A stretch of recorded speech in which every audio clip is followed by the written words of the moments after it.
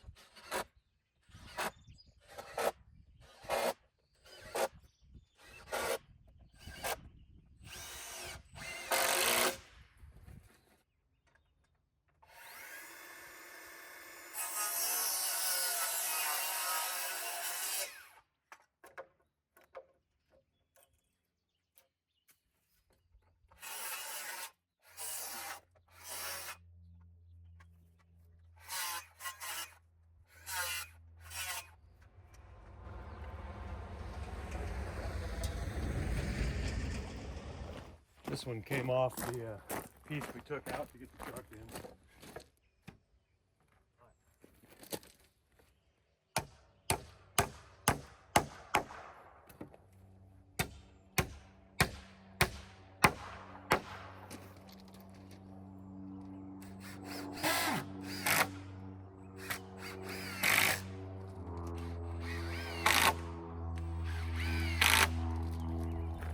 All right, let's go to work.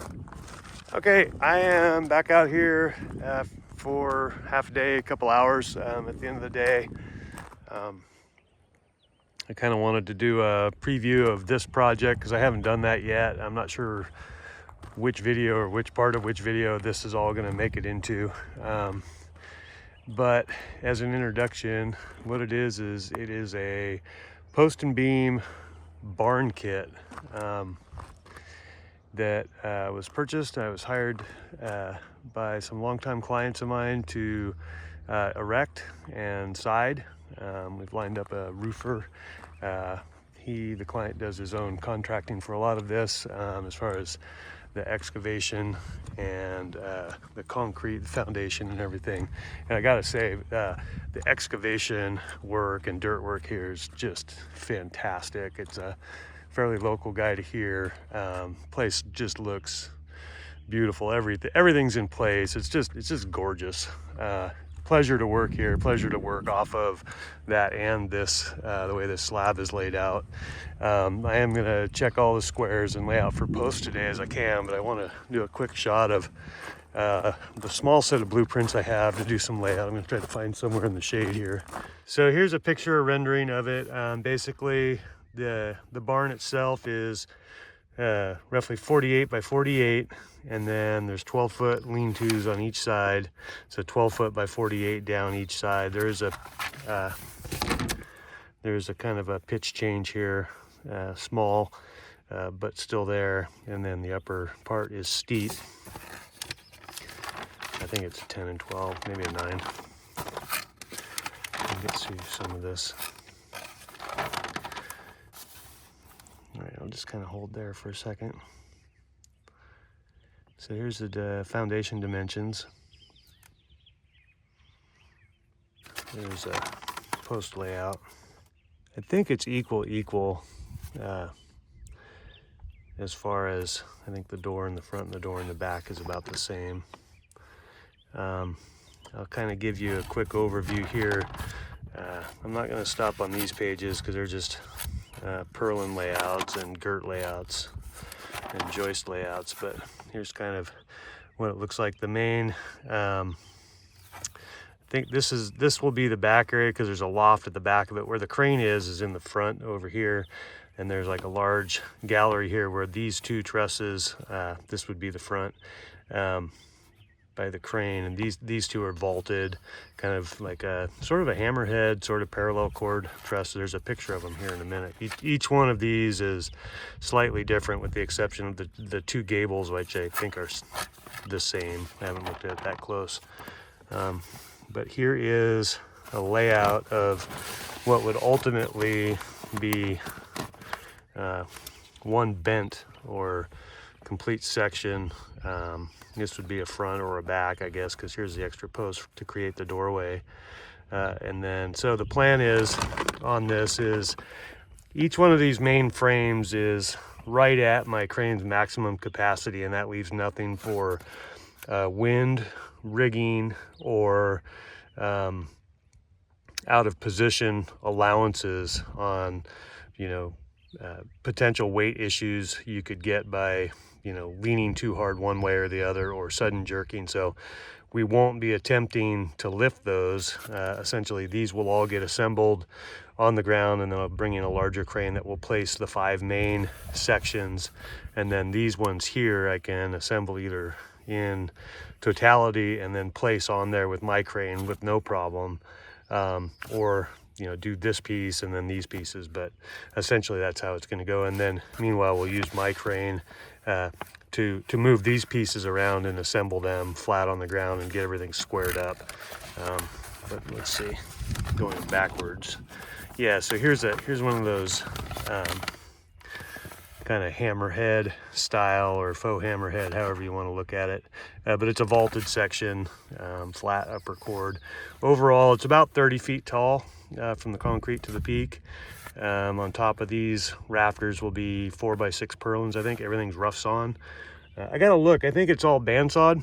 I don't believe it's circular saw cut, so there'll be bandsaw marks on them. I could be wrong, I'll double check. And so working backwards, there should be, the next picture should be another one like this. No, that's the other back one, I guess. Maybe I skipped one. Yeah, so it would be one of those front and back. This would be the one at the loft level, or it would be the fourth one. And there'll be a loft in that area, and then this would be, I wonder why they're out of order like that.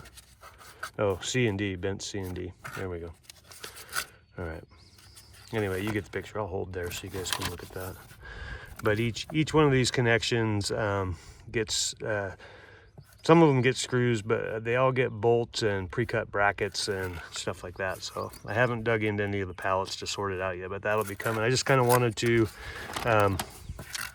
go over, let me see if there's any other pictures in here. Here's some of the details. Here's some of the bracketry. It's all pretty straightforward. It looks like a well-made kit. There's an exterior elevation. You can see the lean-tos here. Windows, row windows, clear story windows. That'll be nice. I think one side we're putting in garage doors there. So that would be a front or the back, I guess. Good look. The kit was spec'd with pine siding of all things, and although that may work super well in other parts of the country, depending on where you're at, it will not work here. And we sort of came to a consensus that we would cut our own locally, and we sourced some cedar logs and had them cut with a bandsaw mill. So we'll be providing our own red cedar siding for this, all of which has been cut for a month or so, 2 months now, and we'll be heading to the painter soon to get basically stained and back stained on it. Let's see, this must be a section of stairway going up to the loft. There's a loft at the back, so this would be the front of it over here. Standing seam metal roof on it. And just some details. But we'll go all back through this stuff when we get a little closer, and maybe I'll get a full-size set of plans that'll make this easier. But anyway, I'm going to set the camera up and film a little bit of squaring up and laying out for all the beam locations.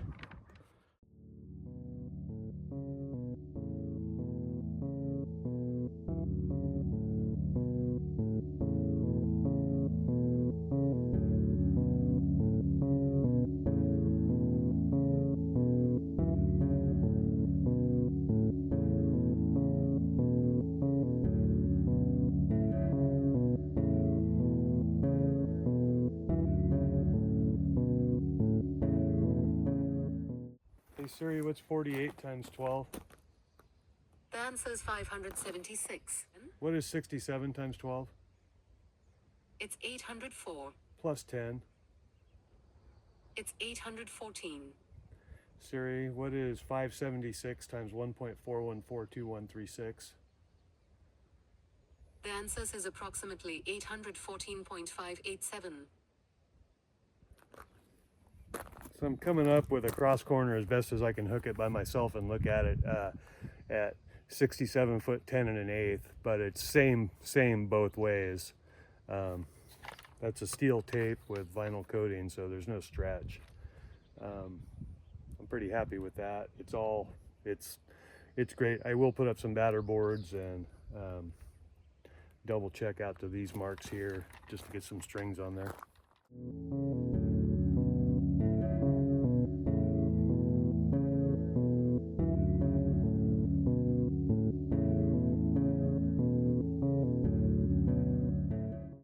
All right, I got that front wall parallel now out to the footings, and what I'll do is I'll pull from those footings to the back footings and put down the correct dimension and then see how it string lines out.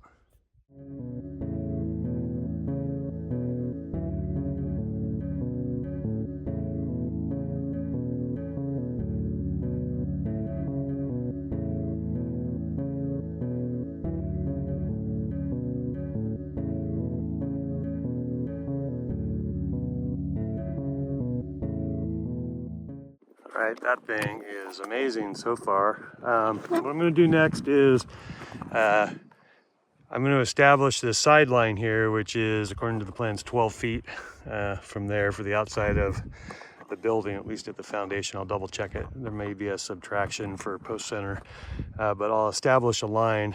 And the simple way how I'll do that is I can just hook this entire footing here, measure to the wall, which we know now is straight and parallel with the other ones, and at the corners, and then subtract whatever that is over the measurement I need and place the mark there to square that corner up, at which point I can get another pin in there and then repeat at all four corners and do one more check of corner to corner.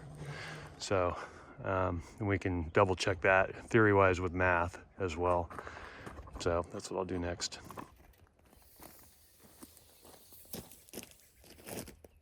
So there we got exactly 12 foot 1.5, which means that corner point needs to be 1.5 inches from where I was hooking.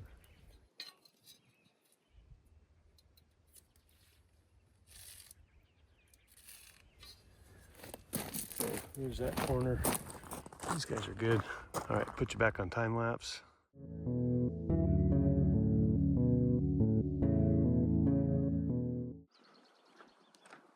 Man, what a nice day. A little warmer than I like, but it's pretty sweet. I don't know if you can see the city out there.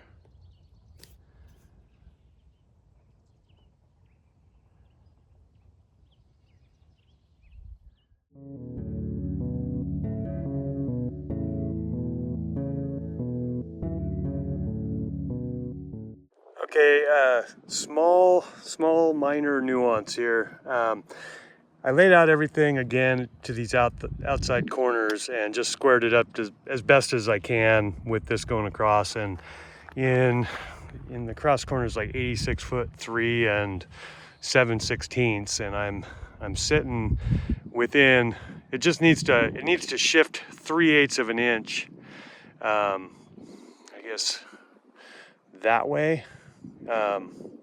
This side's good. I think that has to go, the back has to go that way just a hair. I mean, but it's so minute in almost 90 feet that I can literally just shift a tiny little bit over here and it'll be enough to affect the thing, and it'll still be completely within what's acceptable for this. So we'll call it perfect.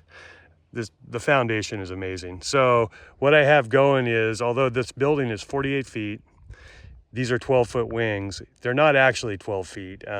They're 11 foot 10.5, because this portion of the building, the main building within the envelope, is actually 3 inches less than 48 feet, although the foundation is 48 feet. So it gives us 1.5 inches at each side. Actually, all the way around the building gets this same layout. So what I'm going to do is remark these side ones 1.5 inches in, and then the building layout itself starts at 12 feet from that, which again is 1.5 inches in on that. So overall the building is not 48 feet plus 12 feet plus 12 feet making 72 feet. It's 47'9" and 12 feet and 12 feet, making it 71'9". Somebody can check my math. Anyway, so that's what we're gonna do. We're gonna lay this out back and front and then snap a line through there and get that party started at both ends, and we'll go from there. We won't be snapping any lines out here if I can help it. I have red chalk, which is permanent. I'm not sure if I have the orange, which is not permanent. Out here, I don't care so much if it's red because I could probably pull it off with acetone if I needed to, but I'd really rather not in on that floor.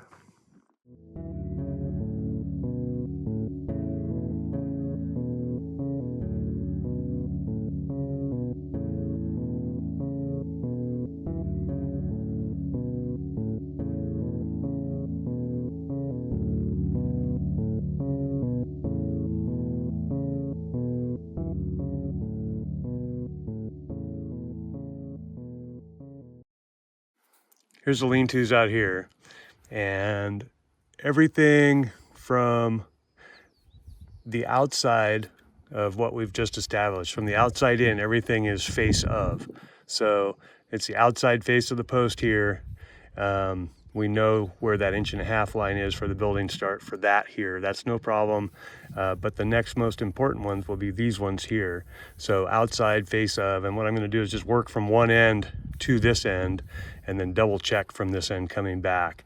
Then everything front to back, we'll call it, or back to front, is outside, or so outside to center line. So the outside being 1.5 inches in from the outside of the foundation is the outside of the post frame. So, or the bent anyway. So that's what we'll do. We'll work from the outside to centers with our dimensions, and then outside to face of, and I'll lay these out front and back. I can pull this line, and then we'll get all these marked to where the post will go in there. And then if I have time, I'm going to go around and shoot elevations. I have no doubt this thing is just about nuts flat, but just in case, we will shoot every location, and if there's any deviation, there's a 0 point on all the posts, which we can then work from to maintain level on the entire structure to make it work out. And I can explain more on that later. So I'm going to lay everything out, and if we have time, I'll shoot some elevations, and since I'll know where the posts are, I can then Sharpie it onto the slab if there's any deviation from whatever we pick as our 0 point.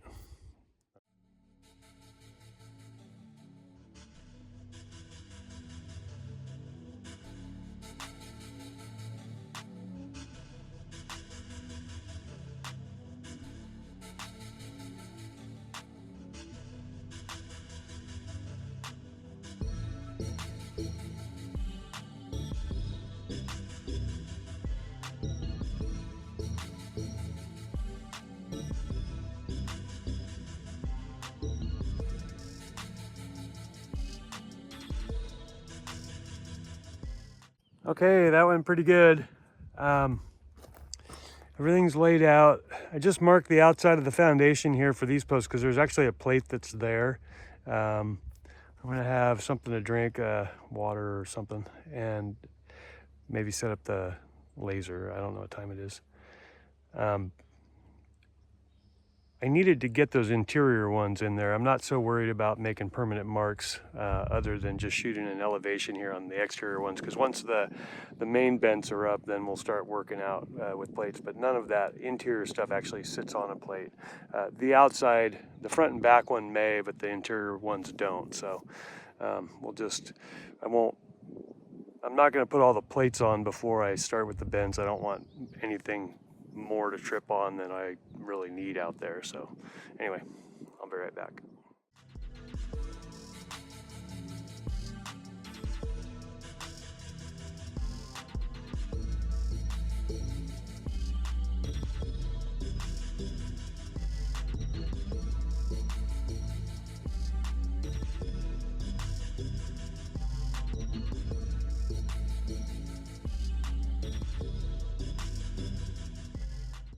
Okay, everything's shot. I have some intermediate posts in the main gallery there, in the main aisleway. So I'm gonna lay those out. Since the laser's out, I'm gonna need to shoot those. But everything else is shot all the way around. The perimeter is right through the aisleways there, and then all of my outside stuff was shot. I have not laid out dimensions for centers from front to back, but that doesn't require the laser, and I can do that later. So I'll lay out these couple here and then put the laser away.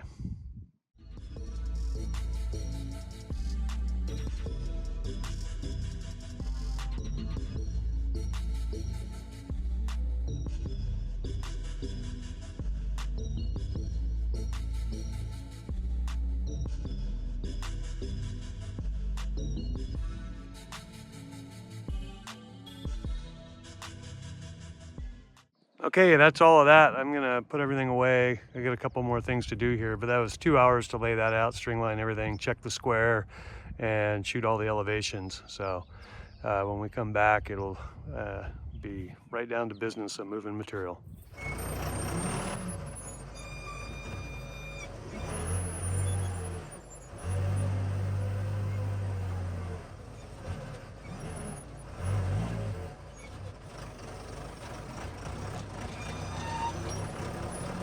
Looks like the tongue and groove pine is cladding for, it's all the internal exposed portion of this over girts and purlin. So inside the roof, underneath the roof, there's 1x8 T&G pine, and then on the walls, it'll be 1x8 T&G pine as well. I thought the roof was gonna be rough sawn boards, just butted edge to edge, but apparently it's all been shipped as T&G.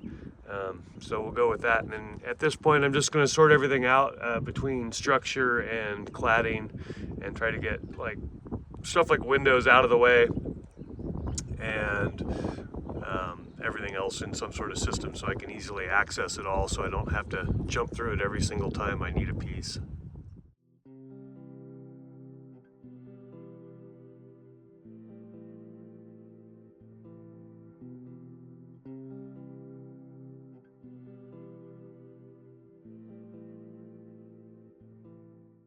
Okay, these are all 4x6 14 footers. Over there, I put them too. I'm gonna stack those in one area. Those would be all roof purlins, specifically the ones on the outside two bays so that they hang over and create the gable overhang or the barge rafter area. So we'll keep those separate. There should be a bunch of 12 footers too, since there's 5 vents, 4 bays, 14s on the outside, 12s on the inside.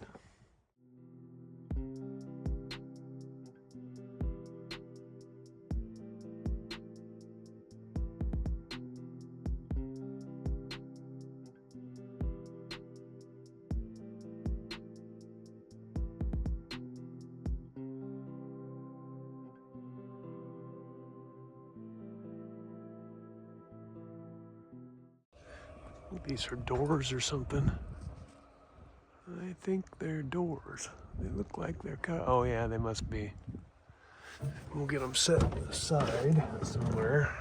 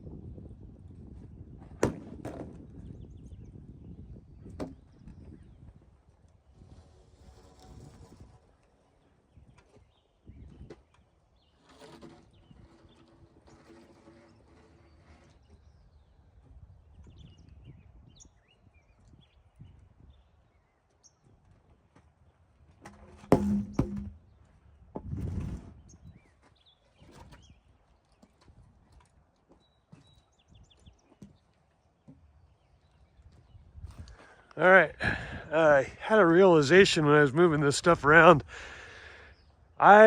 Since I in my head was assembling just the center part of the big vents and then getting a big crane in to erect them, that those would be packaged separately, and then I would assemble the side ones separately. But apparently I'm guessing now that everything end to end is packaged in each one of those layers. So when I break those open, I'll sort it out at that point. But what I'm going to do now is I've pushed the windows to the back there, and then all this pine cladding or undercladding is going to go on those 4 stickers back there, and it'll all be back. I'll use that last, and then I can replace this stuff in there. I'll probably put the wall girts, we call them wall purlins here, they're called girts I guess everywhere else, and those I'll put in there, and then followed by the roof purlins, and just make some more room again. It seems like a lot of work, but if it puts it right in my mind, that's how I'd rather have it. So I did have to get that dug out anyway, so it was worth it.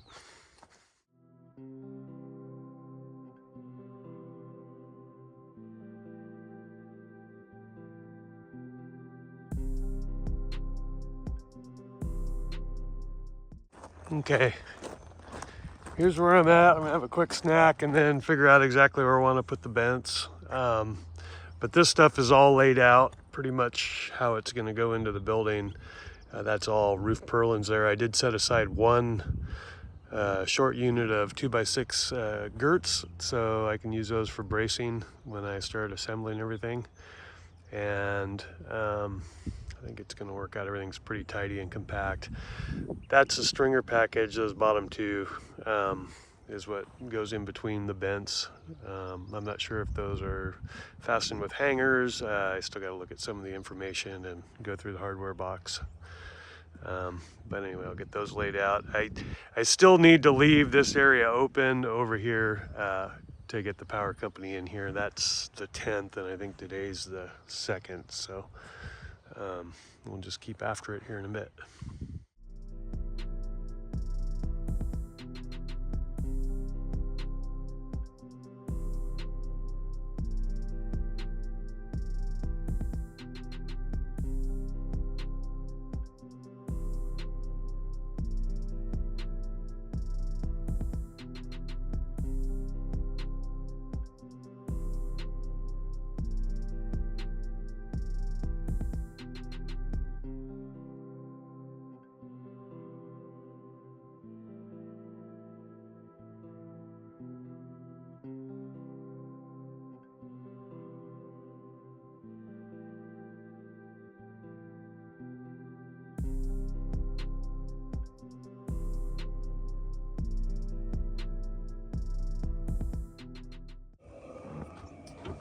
All right, I think I'm done moving everything around.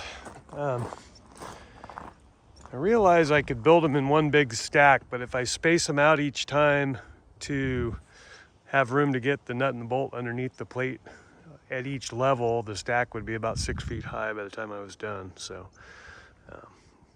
this bigger one over here, I also realize I can't build it over there because I can't reach it with the crane. So I can build it here and hopefully set the crane there. I think I'll be able to reach that.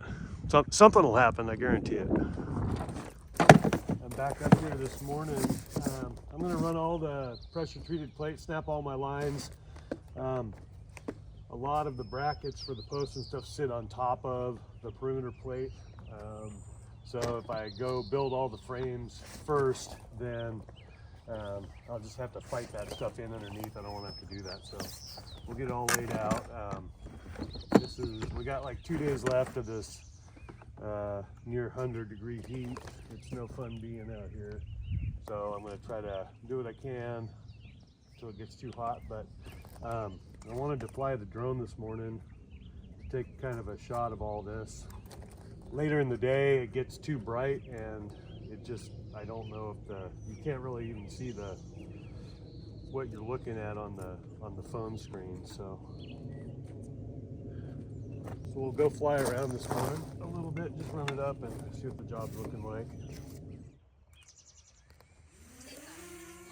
Ascend 1 meter.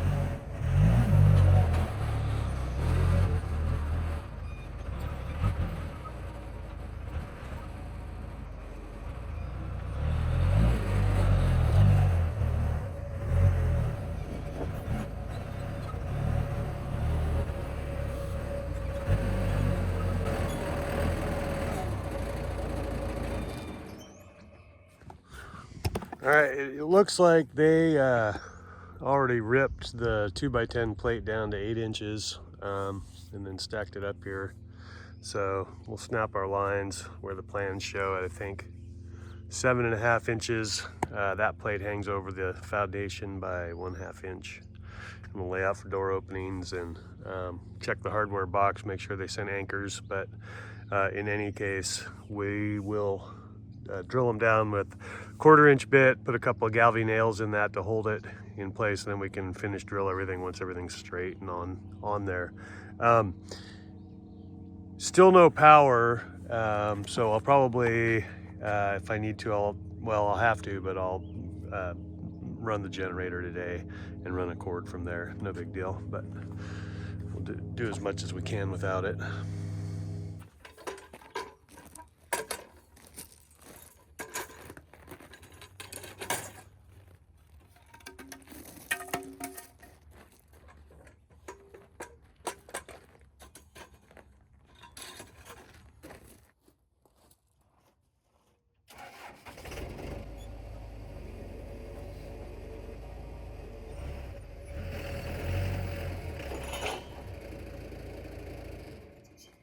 Okay, let's get some blueprints out and some chalk lines and some nail bags.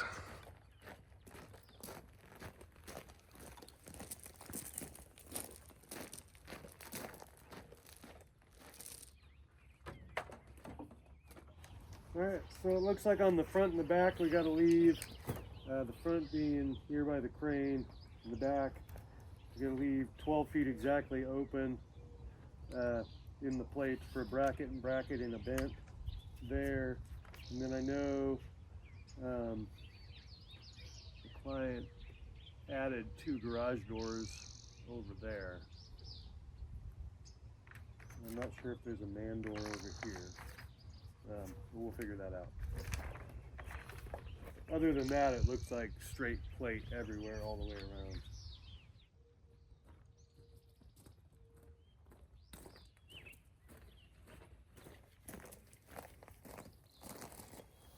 Okay, we're snapping the line here at 7.5, so the 8-inch plate hangs over. The purlin ends up a 1/2 inch outside of the foundation, the face of the purlin. And it'll go without saying for a lot of guys, but we're using orange chalk here today because it's not permanent. Red and black are both permanent and they stain the concrete. If you snap through a door opening, it'll just stay there pretty much forever unless you use orange, or blue and yellow are both non-permanent, but the orange is probably the least permanent that I've found. And then on a structure like this, we'll try to use, you know, galvanized fasteners, nails, anything for tacking everywhere. It rains so much here, everything rusts real bad and it'll stain the wood. So if we can limit it, then that's what we'll do.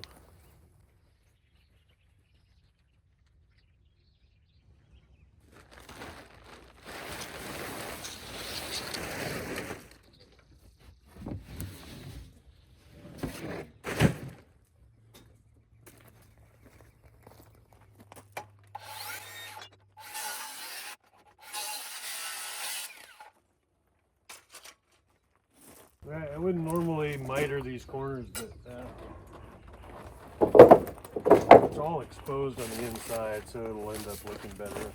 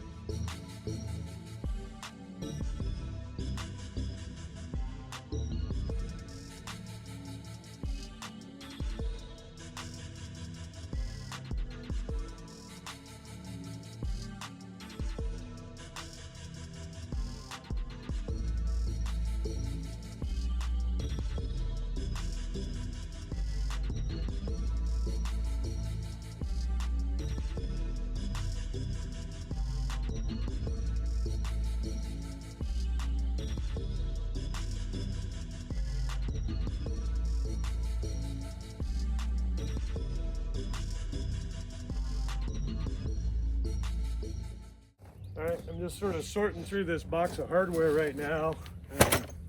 It's not clear on the plan if the foundation bolts were provided by this company or if I got to buy them. If not, I can borrow some Titans, the concrete lags from the project and then just go get more.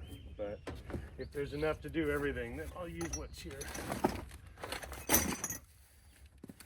But I got to sort through all this anyway. All right, these are the shorter ones, these are the longer ones. That's a 12 actually, but the rest of these are 8 inches long.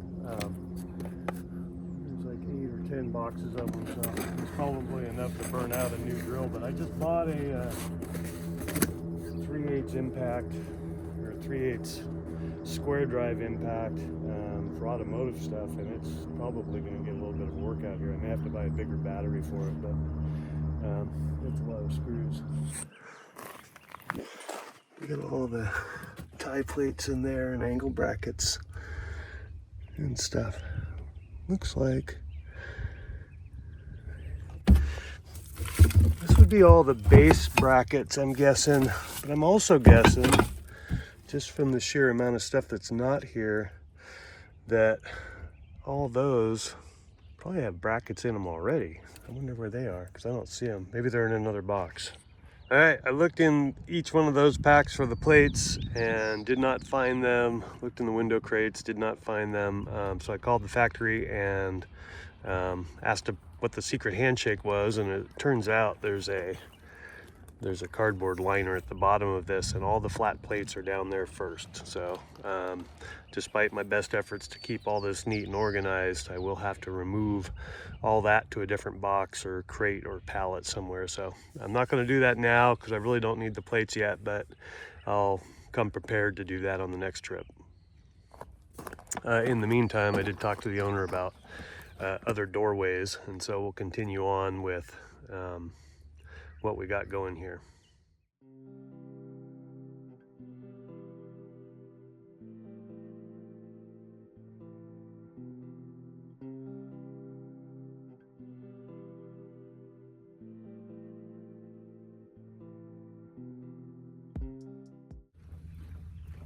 That corner gets a door in it like this corner does, and that crooked plate there I'm going to run out if I cull every crooked piece. So I'll be able to cut that into shorter ones and make better use of it.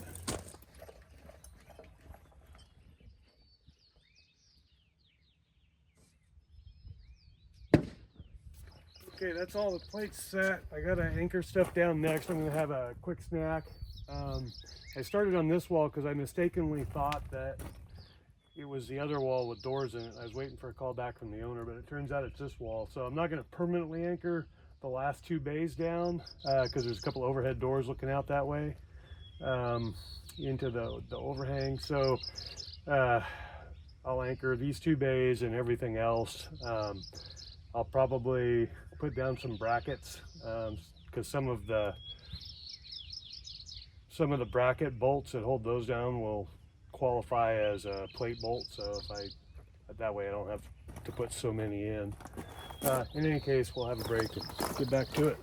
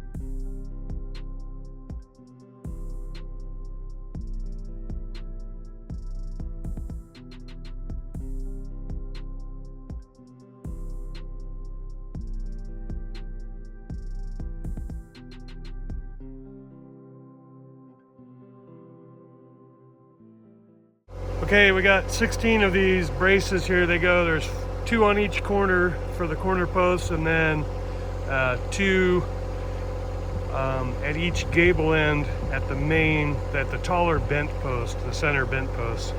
So that's a 3/4 inch hole into the concrete. So I'm gonna go around and drill all those so I can put that bit away, and then I'll lay out and install the smaller ones, which are, I think, all 1/2 inch.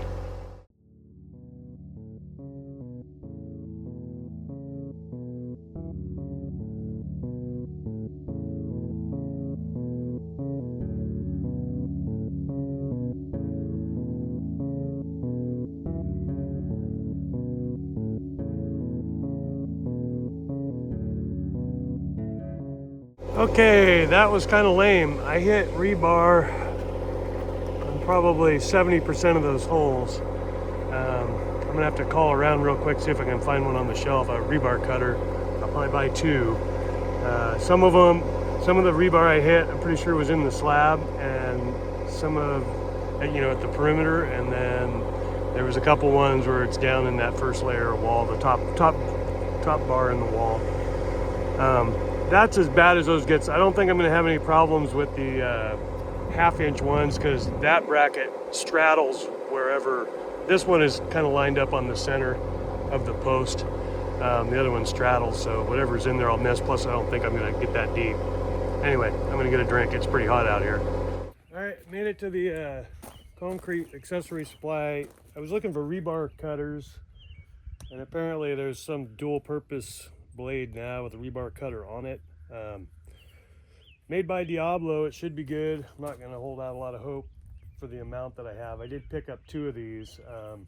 I meant to bring my bigger drill today, but I forgot it. So what I'm going to do is I'm going to go ahead and lay out for all the rest of the brackets and use the smaller. I got another bit like this with a 1/2 inch just to drill a little faster, and we'll get those laid out and attached. And then if that drill is gonna burn up, it'll burn up at the end of the day and not when I have a bunch left to do. So just to explain, I have there's 16 brackets with 2 holes each, so 32 holes, 3/4 inch deep for 3/4 inch diameter for a Titan bolt, and the Titan bolt's 8.5. So I always drill over so that all the crap can fall to the bottom and it doesn't pack in there and make it impossible to get the bolt in. So we're drilling, I think, 10 inches on these. So we'll see how this goes through. I'm really close on some, not on others. We'll do our best and see how it goes. All right, totally missed all that. I went around and dropped all the washers and Titan bolts just to hold the plate down. I want to screw that down before the sun corks it real bad. It's been undercover. I want to get that down for the most part, so it really can't go anywhere. And also bending over that roto hammer all yesterday kind of beats your back up and your hands up pretty bad. So I'll just walk around. Typically I'll walk around in the morning and do a little bit more menial stuff, scrapping out, picking up, lighter work, so you just kind of get a full range of motion on everything and loosen up a little bit before you start in with the heavy stuff. But that's a pretty typical process for me on these jobs, is so you're not stuck doing any one thing for too long of a duration, other than, 2 days of roto hammering is kind of stuck in the same thing, but we just try to work around it. All right, we're gonna mount all these, lay out for all these buckets. These buckets go out on the posts and the 6 posts in the field. And then these go one on each side of the 6 field posts down each side here under the green plate. So there'll be one there and one there. So we'll lay those out, anchor them down. That'll hold the rest of the plate down. I may not get to laying out and marking the outer ones on the posts until after the main vents are up, but this stuff will get ready. I'm gonna have to run a string. I can mount these side ones and run a string across side to side to double check my layouts in the middle before I mount those out there. They mount directly to the concrete, and they get a little block in there. It shows a block, a 2x. I think that's too big, puts it too high on that. So what I did was I got some PT plywood, 3/4 inch. Once the screws are in, that we can mark those and drill them to go over that head of the bolt, and it'll be a little bit cleaner look, lower, just as good for that.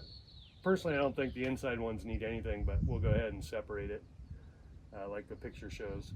I'll just have to remember when I cut, there's a 0 point on all the posts, so I'll have to remember what's sitting on a plate and what's sitting on 1x basically. We will drill these ones out here, but we won't put them in, but that way when the vents go up with the big crane, that we can just throw them in there. They're all marked, they're all drilled, and then we don't have to stop and slow the process down. Anyway, all right, get to it.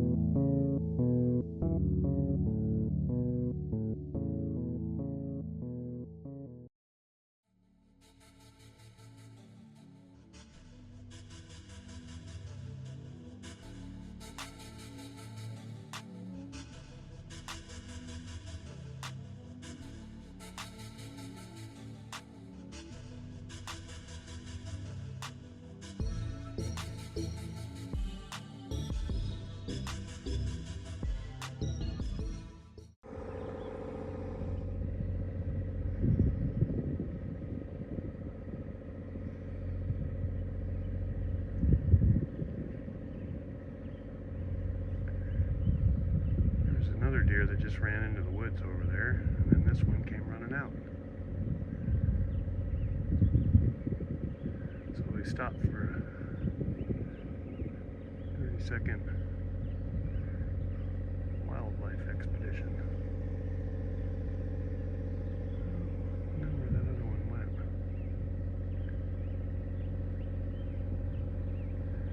Is that that? Is that a doe? Yeah.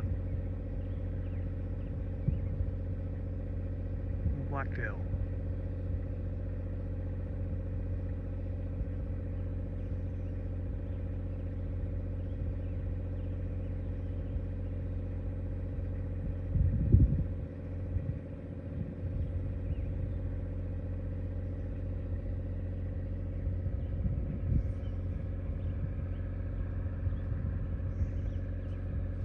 Okay, here's my layout marks from the other day, corner marks, and the elevation off of our zero. And so it's +1 plus, which is a 16th, and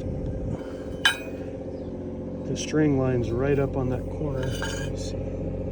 That's a bad angle. I mean, it's from where I'm sitting. I don't know where the, oh, let me put the camera right over it.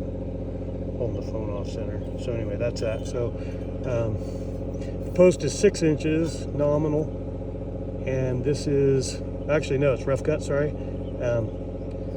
This is a 5-inch bracket, so we're going to stay a 1/2 inch back from that mark. And at this point in my career, I'm qualified to eyeball a 1/2 inch. And we're going to put the string right to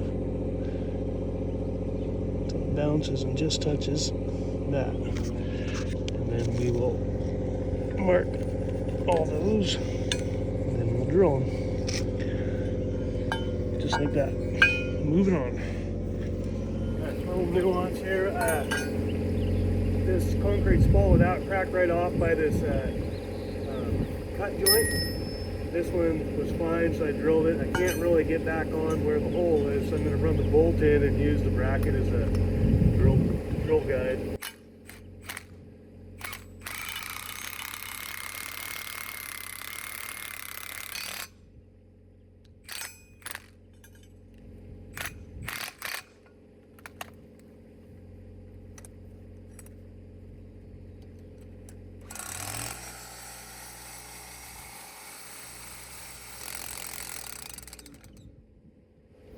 All right, so drilling that hole with these new rebar eating drill bits, I hit 2 out of 4 on the last row and kind of stuck with it, and I'm completely impressed with one of them. Was just, I just bullseyed the piece, and it took a little while, but it went through. You could see it spitting up chunks of the rebar as it went, and this one just hit rebar. So we'll just kind of, if you listen to the sound of the hammer as it goes, you'll first, we'll get into it, you'll know about whether it's right in the middle or if it's off the edge, but then if you listen, you'll hear it just start to change as we get through it.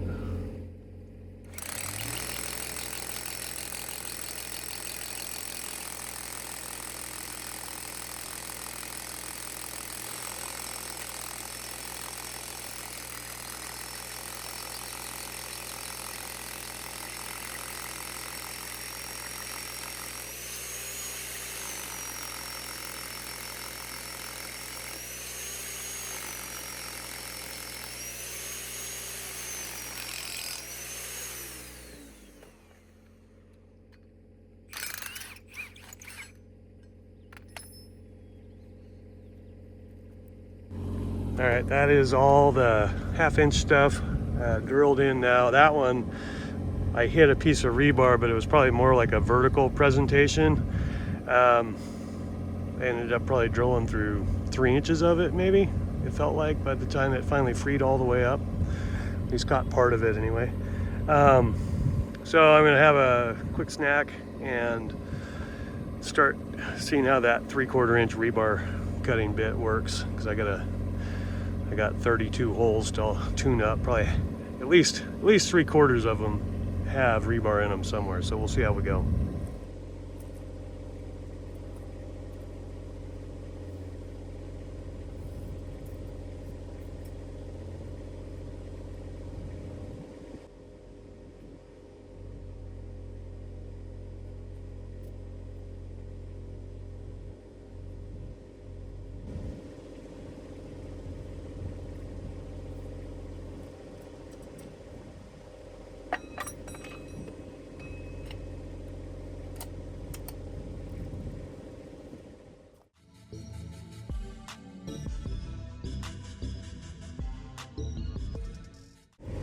All right, this is kind of a ironic problem with good concrete crews. I really don't have any latitude to move that in or out. Certainly not enough to miss the rebar. I could, but it would look funny. All of those holes, let me go back. The problem with a good concrete crew, when they're super neat, everything's super neat. So when you hit rebar in a location, if you have multiple locations that are along the same line, you're gonna continue to hit rebar just because that's how they do it. Everything's neat, and that's what's happened here. And in fact, this whole front line, I'm nailing this piece. I don't even think I got one hole all the way in, so I may have to change programs, either take an average, use a slightly shorter bolt, or just do glue anchors. Like, I got a 3/4 inch hole I could probably epoxy in 5/8 rod. Wouldn't look as good. I could do some sort of fancy nut. It's all exposed, or I could just do a shorter bolt. I don't know yet. I'll figure it out. I'll see how I get on the other ones, or maybe get a more traditional rebar cutter. Anyhow.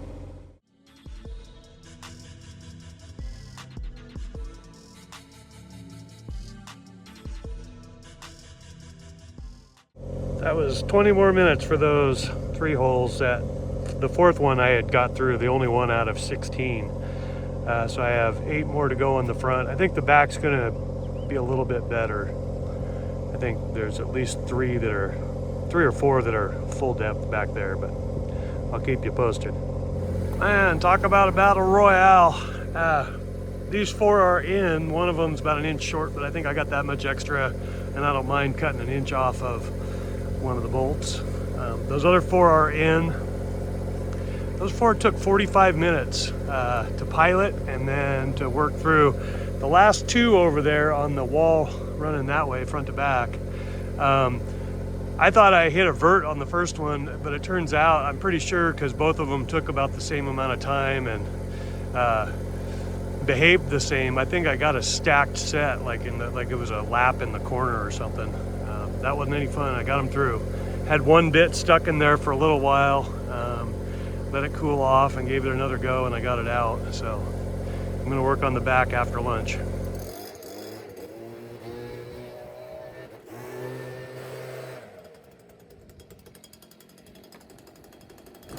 All right, well, that is done. The big holes are in, cut through the rebar. There was, oh geez, I probably only had to work over 7 on the back wall. It still took a while. I kind of swept up the concrete slurry that I created, and I'm gonna blow it all off now that way, because the wind's blowing that way, what little breeze is. And then I'll check my marks out on the piers. I really don't think I want to put those on. I could drill them, but I definitely don't want to put them on just in case I ran a tire up on one. I don't want to break anything off. Sometimes those get in the way more than you think. So I'll probably end up straddling them with the forklift, and the brackets could cause a problem with that, so I'll just wait. All right. Oh, I know. I'm gonna wrap up here and then take one of the brackets home, and I've made little pressure treated plates for inside the brackets that sit out on the concrete. So 5 for each pier on each end, and then 6 for the middle ones. So I'll work those over on the drill press at home.